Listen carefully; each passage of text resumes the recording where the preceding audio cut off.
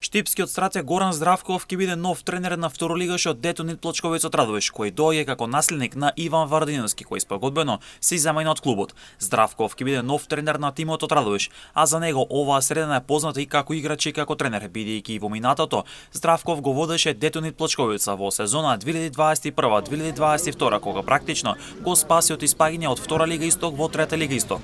Здравков во Радовиш беше промовиран како тренер кој ги удрил темелите на новиот модерен Детонит Плочковица.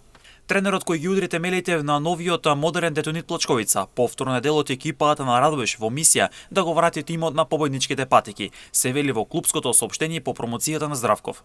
Прв асистент на Здравков ќе биде Драги Коцев, а Драган Иванов ќе биде задолжен за работа со голманите. Здравков има богата играчка кариера, дома, но и во странство, а како тренер ги водеше Каменица Саса, Детонит Плочковица и Брегалнец од Штип.